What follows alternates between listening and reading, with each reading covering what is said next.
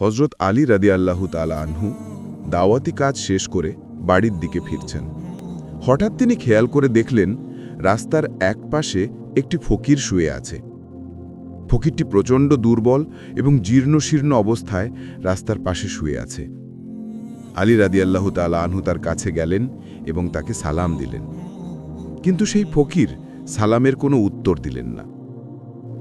আলী রাদিয়াল্লাহু তাআলা আনহু অত্যন্ত অবাক হয়ে তাকে বললেন, আপনি কি জানেন না কেউ যদি সালাম প্রদান করে সেই সালামের জবাব দিতে হয়? হযরত আলীর এই কথা শোনার পর ফকির প্রচণ্ড রেগে গেলেন এবং রেগে গিয়ে হযরত আলীকে বললেন, কে আপনি? আমাকে সালাম দিয়ে কি হবে? সালাম না দিয়ে যদি পারেন আমাকে একটু খাবার দিয়ে সহযোগিতা করুন। আজ 5 দিন ধরে আমি কিছুই খাই না। ক্ষুধার যন্ত্রণায় আমি জীর্ণশীর্ণ অবস্থায় এখানে পড়ে আছি। ফকিরের এই রাগান্বিত কথা শুনে হযরত আলী রাদিয়াল্লাহু তাআলা আনহুর মনেও কিছুটা রাগ চলে আসলো।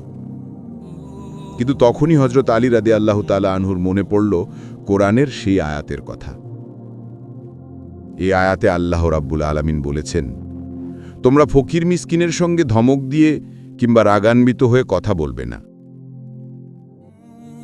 হযরত আলী রাদিয়াল্লাহু তাআলা আনহু তার রাগ নিয়ন্ত্রণ করলেন এবং কোমল সুরে সেই ফকিরকে বললেন, আমার কাছে তো এখন কোনো খাবার নেই। আমি দাওয়াতি কাজ শেষ করে বাড়ির দিকে যাচ্ছি। একটু দূরেই আমার বাড়ি। আপনি যদি খাবার পেতে চান তাহলে আমার সঙ্গে আমার বাড়িতে চলুন। আমার বাড়িতে গেলে হয়তোবা আমি আপনাকে কিছু খাবার দিতে পারব। ফকির বলল, আমি প্রচণ্ড দুর্বল। ক্ষুধার যন্ত্রণা আমাকে এতটাই কাবু করেছে আমি উঠে দাঁড়াতেও পারছি না। আমি কিভাবে আপনার সঙ্গে আপনার বাড়ি পর্যন্ত হেঁটে যাব? আপনার বাড়িতে আমি যেতে পারি যদি আপনি আমাকে কাঁধে করে নিয়ে যান। অতঃপর হযরত আলী রাদিয়াল্লাহু তাআলা আনহু ফকিরকে কাঁধে নিলেন এবং কাঁধে নিয়ে বাড়ির দিকে হাঁটতে শুরু করলেন।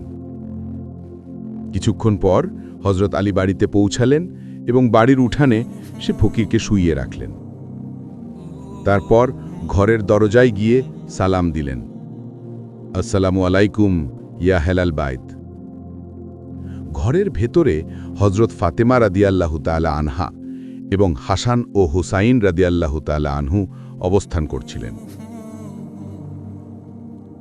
হযরত ফাতেমা রাদিয়াল্লাহু তাআলা আনহাও ক্ষুধার যন্ত্রণায় অনেক দুর্বল হয়ে গিয়েছিলেন, কেননা গত 3 দিন ধরে ফাতেমার চুলায়ও কোনো আগুন জ্বলে না। ফাতেমা যখনই তার স্বামীর কণ্ঠের আওয়াজ শুনলেন, তিনি দুর্বল অবস্থায় ধীরে ধীরে উঠে এসে তার স্বামীর জন্য দরজা খুলে দিলেন। হযরত আলী রাদিয়াল্লাহু তাআলা আনহু ঘরের ভিতর প্রবেশ করে দেখলেন ফাতেমা অনেক দুর্বল। ফাতেমার চোখগুলো গর্তের ভিতরে সামান্য ঢুকে গিয়েছে। ফাতেমার চোখে মুখে বিরক্তি আর ক্ষুধার ছাপ। হযরত আলী রাদিয়াল্লাহু তাআলা আনহু জিজ্ঞেস করলেন, ফাতেমা, কি হয়েছে ফাতেমা? ফাতেমা রাদিয়াল্লাহু তাআলা আনহা বললেন, আজ কয়েকদিন আগেই আপনি দাওয়াতি কাজে চলে গিয়েছেন। গত 3 দিন ধরে আমাদের ঘরে কোনো খাবার নেই। বাচ্চা দুটো অনাহারে আছে। তারা ক্ষুধার যন্ত্রণায় কাতরাচ্ছে। হযরত আলী রাদিয়াল্লাহু তাআলা আনহু বললেন, আমি রাস্তা থেকে একজন ক্ষুধার্ত ফকিরকে সঙ্গে করে নিয়ে এসেছি এবং তাকে এই আশ্বাস দিয়েছি যে আমার বাড়িতে আসলে আমি তাকে খাবার দিতে পারব। এখন তো ঘরে কোনো প্রকার খাবার নেই। আমি সেই ফকিরকে কোথা থেকে খাবার দিব? হযরত আলী রাদিয়াল্লাহু তাআলা আনহু আর দেরি করলেন না। তিনি জায়নামাজ বিছিয়ে 4 রাকাত সালাতুল হাজত আদায় করে নিলেন। অতঃপর আলী রাদিয়াল্লাহু তাআলা আনহু আল্লাহর দরবারে বললেন, তুমি তো রহমান, তুমি তো রহিম, তুমি তো মেহেরবান, তুমি চাইলে সবই সম্ভব। একজন ফকিরকে আমি মেহমান করে বাড়িতে নিয়ে এসেছি। এখন যদি তাকে খাবার দিতে না পারি তাহলে তার সামনে আমি লজ্জিত হব। এ রাব্বুল আলামিন, তুমি আমার সম্মান রক্ষা করো, আমাকে সাহায্য করো। আমি আমার ক্ষুধার্ত স্ত্রীর জন্য খাবার চাই না, আমার ক্ষুধার্ত সন্তানদের জন্য খাবার চাই না। আমি শুধু সেই ফকিরকে দেবার জন্য তোমার দরবারে খাবার চাই। তুমি দয়া করে আমাকে সাহায্য করো। তোমার রহম দিয়ে আমাকে পরিপূর্ণ করো। হজরত আলী রাদিয়াল্লাহু তাআলা আনহুর এই দোয়া আল্লাহ রব্বুল আলমিনের আরশে পৌঁছে গেল। সঙ্গে সঙ্গে আল্লাহ রব্বুল আলমিন জান্নাত থেকে এক টোপলা খাবার পাঠালেন। একজন অদৃশ্য ফেরেশতা এসে হজরত আলী রাদিয়াল্লাহু তাআলা আনহুর সামনে জান্নাতি খাবারের সেই টোপলা রাখলেন। অতঃপর আলী রাদিয়াল্লাহু তাআলা আনহু মোনাজাত শেষ করে যখন খাবারের টোপলা দেখলেন, তিনি আল্লাহ রব্বুল আলমিনের দরবারে শুকরিয়া আদায় করতে লাগলেন। মা ফাতেমার ঘরে জান্নাতি খাবারের টোপলা, চতুর্দিক থেকে যেন জান্নাতি ঘ্রাণ বের হচ্ছে। পাশের কক্ষ থেকে হজরত হাসান এবং হুসাইন রাদিয়াল্লাহু তাআলা আনহু খাবারের ঘ্রাণ পেয়ে ছুটে আসলেন এই কক্ষে। হজরত হাসান এবং হোসাইন রাদিয়াল্লাহু তাআলা আনহু এক দৌড়ে এসে হজরত আলীকে জড়িয়ে ধরলেন। হজরত হাসান বলতে লাগলেন, আব্বাজান, গত 3 দিন ধরে আমরা কিছুই খাইনি। হজরত হুসাইন রাদিয়াল্লাহু তাআলা আনহু হাসানকে বললেন, ভাই, আমার কাছে মায়ের চেয়ে আমার বাবাই অনেক ভালো। কেননা গত 3 দিন ধরে মায়ের কাছে কতবার খাবার চাইলাম, মা একবারও আমাদের একটুও খাবার দিল না। আর দেখো না, বাবা আমাদের জন্য কত খাবার নিয়ে এসেছে। হোসাইনের এই কথা শুনে মা ফাতেমা রাদিয়াল্লাহু তাআলা আনহা মুচকি হাসলেন।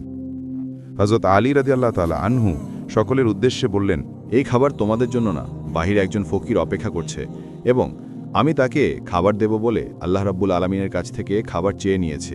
হযরত আলীর এমন কথার পর হোসাইন রাদিয়াল্লাহু তাআলা আনহু হযরত আলীর দুটি পা জড়িয়ে ধরলেন এবং চিৎকার করে কাঁদতে কাঁদতে বলতে লাগলেন, আব্বাজান, আমরা 3 দিন ধরে প্রচণ্ড ক্ষুধার্ত এবং তৃষ্ণার্ত।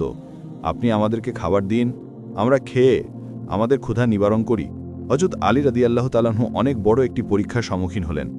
একদিকে তার স্ত্রী এবং সন্তান অনাহারে, অন্যদিকে সেই ভিক্ষুকও অনাহারে আছেন এবং ভিক্ষুককে কথা দিয়ে বাড়িতে নিয়ে এসেছেন। হযরত আলী রাদিয়াল্লাহু তাআলা আনহু এই সামান্য খাবারটুকু এখন কাকে দিবেন? হযরত আলী রাদিয়াল্লাহু তাআলা আনহু দুই দিকের কথা চিন্তা করে পাথরের মূর্তির মতো দাঁড়িয়ে আছেন। এমন সময় হযরত আলীর মনে পড়ল, আল্লাহ রাব্বুল আলামিন কোরআনুল কারিমে বলেছেন, নিশ্চয়ই সম্পদ এবং সন্তান হবে ফিতনার মূল কারণ। পবিত্র কোরআনের এই আয়াত মনে পড়ার পর হযরত আলী সিদ্ধান্ত নিলেন, এই খাবারের একমাত্র হকদার ভিক্ষুক, অতএব সেই ভিক্ষুককেই এই খাবার দিতে হবে। হযরত আলী এবার বাম হাত দিয়ে হুসাইনকে এক ঝটকায় দূরে ফেলে দিলেন। তারপর ঘর থেকে বের হলেন ভিক্ষুককে খাবার দেওয়ার জন্য। হযরত আলী ঘর থেকে যখনই বের হলেন, তিনি এক অবাক দৃশ্য দেখলেন। তিনি দেখলেন ভিক্ষুক দাঁড়িয়ে দাঁড়িয়ে মুচকি হাসছে। যে ভিক্ষুক রাস্তার পাশে জীর্ণশীর্ণ অবস্থায় পড়েছিল, তাকে কাঁধে করে বাড়িতে নিয়ে আসতে হয়েছে, সেই ভিক্ষুক এখন উঠে দাঁড়িয়েছে এবং আলীর দিকে তাকিয়ে মুচকি মুচকি হাসছে। হযরত আলী রাদিয়াল্লাহু তাআলা আনহু কিছু বলার আগেই ভিক্ষুক বলল, ওয়ালাইকুম আসসালাম। হযরত আলী রাদিয়াল্লাহু তাআলা আনহু বললেন, কে আপনি? একটু আগেই তো আপনি রাস্তায় জীর্ণশীর্ণ অবস্থায় পড়েছিলেন। আপনি এতটাই দুর্বল ছিলেন যে আপনাকে কাঁধে করে আমি এখানে নিয়ে এসেছি, আর এখন আপনি উঠে দাঁড়িয়ে আছেন এবং মুচকি হাসছেন। আর আপনাকে সালাম দিয়েছিলাম কবে, সেই সালামের জবাব আপনি এখন দিলেন? সেই ফকির তখন বলল, হে আসাদুল্লাহিল গালিব, হযরত আলী, আমি আর কেউ নই, আমি আল্লাহ রাব্বুল আলামিনের রহমতের ফেরেশতা। আমি আপনাকে পরীক্ষা করার জন্যই এত কিছু করেছি। নবীর সাহাবীদের মধ্যে আপনি এমন একজন ব্যক্তি, আপনি একসঙ্গে এতগুলো ডিগ্রি অর্জন করেছেন, নবীর আর অন্য কোনো সাহাবী অর্জন করতে পারেনি। একদিকে আপনি আসাদুল্লাহিল গালিব, কাফেরদের জন্য সিংহ। অন্যদিকে রাসূল সাল্লাল্লাহু আলাইহি সাল্লাম বলেছেন, আমি হলাম জ্ঞানের রাজ্য, আর সেই রাজ্যে প্রবেশের দরজা হলো হযরত আলী। অন্যদিকে আল্লাহ রাব্বুল আলামিন আপনাকে প্রচণ্ড শক্তি দান করেছেন, এই যুগের শ্রেষ্ঠ বীর পালোয়ান আপনি। অন্যদিকে খাতুনে জান্নাত, যিনি জান্নাতি মহিলাদের সর্দারনি হবেন, তার স্বামী আপনি। অন্যদিকে হাসান হোসাইন, যারা জান্নাতি যুবকদের সর্দার হবে, তাদের পিতা আপনি। অন্যদিকে আশারাতুল মুবাশশারার সদস্য আপনি। জান্নাতি 10 জন সুসংবাদ প্রাপ্ত ব্যক্তির 4 নম্বরে রয়েছেন আপনি। আপনি একমাত্র সাহাবী যিনি এতগুলো গুণে গুণান্বিত হয়েছেন। আপনার প্রতি আল্লাহ রাব্বুল আলামিন রাজি খুশি হয়ে আপনাকে এতগুলো গুণে গুণান্বিত করেছেন। এই খাবারের একমাত্র হকদার হলো আপনার পরিবারের সদস্যগণ। আপনি তাদেরকে এই খাবার প্রদান করুন। অন্য আরেক দিনের ঘটনা, একজন উদ্ভট এবং বিকৃত চেহারার ফকির সালমান ফার্সি রাদিয়াল্লাহু তাআলা আনহুকে সঙ্গে নিয়ে মা ফাতেমার বাড়িতে এসেছেন। হযরত সালমান ফার্সি রাদিয়াল্লাহু তাআলা আনহু ফাতেমান দরজায় গিয়ে সালাম দিলেন, আসসালামু আলাইকুম ইয়া আহলাল বাইত। হযরত ফাতেমা রাদিয়াল্লাহু তাআলা আনহা পর্দার অন্তরাল থেকে সালামের উত্তর দিলেন এবং বললেন, কে আপনি? সালমান ফার্সি রাদিয়াল্লাহু তাআলা আনহু বললেন, আপনার পিতা আল্লাহর পয়গম্বর আমাকে পাঠিয়েছে। আমার সাথে একজন ভিক্ষুক আছে। এই ভিক্ষুক আপনার পিতার কাছে গিয়েছিল, কিন্তু আপনার পিতার কাছে কিছুই নেই ভিক্ষা দেওয়ার মতো। এজন্য এই ভিক্ষুককে আপনার বাড়িতে পাঠিয়েছেন এবং আপনার পিতা বলেছেন আপনি যেন এই ভিক্ষুককে কিছু দিয়ে সাহায্য করেন। হজরত ফাতেমা রাদিয়াল্লাহু তাআলাহা বললেন, আমার ঘরে তো তেমন কিছুই নেই, এই ভিক্ষুককে আমি কি দিয়ে সাহায্য করব? তবে হ্যাঁ, আমার পছন্দের একটি চাদর আছে, আমি এই চাদরটি আপনাকে দিচ্ছি। আপনি এই চাদরটি ইহুদির বাড়িতে বন্ধক রেখে সেখান থেকে যে অর্থ পাবেন সেই অর্থগুলো এই ভিক্ষুককে দিয়ে দিবেন।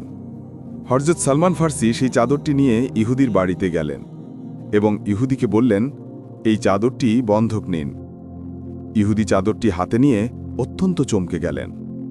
ইহুদি জিজ্ঞেস করলেন, এই চাদরটি কার? সালমান ফার্সি রাদিয়াল্লাহু তাআলা আনহু বললেন, এই চাদরটি বিশ্বনবীর মেয়ে ফাতেমার চাদর। ইহুদি চাদরটি নিয়ে ঘরের ভেতর প্রবেশ করলেন এবং অনেকক্ষণ সময় পর ইহুদি ফিরে এলো। হযরত সালমান ফার্সি রাদিয়াল্লাহু তাআলা আনহু খেয়াল করে দেখলেন, ইহুদির মাথা বেয়ে টপ টপ করে পানি পড়ছে। মনে হচ্ছে ইহুদি গোসল করে এসেছেন। সালমান ফার্সি তাকে জিজ্ঞেস করলেন, আপনি তো অনেক আগেই ঘরের ভেতরে ঢুকেছেন, এতক্ষণ পর ফিরে এলেন, কই চাদরের বন্ধকৃত অর্থ নিয়ে এসেছেন? ইহুদি বলল, এই নাও চাদরের বন্ধকৃত অর্থ, আর আমাকে এক্ষুনি তোমাদের নবীর দরবারে নিয়ে চলো। আমি কালেমা পড়ে মুসলমান হতে চাই। আমি আমার কিতাব তাওরাতে পড়েছি, আখেরি জামানার শেষ পয়গম্বর যিনি হবেন তার বাড়িতে একদিন ফকির আসবে এবং সেই ফকিরকে ভিক্ষা দেওয়ার মতো কোনো কিছুই থাকবে না। আখেরি জামানার শেষ পয়গম্বর সেই ভিক্ষুককে পাঠাবেন তার কন্যা ফাতেমার ঘরে, কিন্তু ফাতেমার ঘরেও ভিক্ষা দেওয়ার মতো তেমন কিছুই নেই। অবশেষে ফাতেমা তার শরীরের একটি চাদর বন্ধক রেখে সেই ফকিরকে ভিক্ষা দিবেন। তুমি যখন বললে এই চাদরটি বিশ্বনবীর মেয়ে ফাতেমার চাদর, তখনই আমি আমার তাওরাতের ভবিষ্যৎবাণীর সত্যতার প্রমাণ পেয়েছি। তোমরা যাকে নবী বলে মানো, এই নবী আখেরি জামানার শেষ নবী।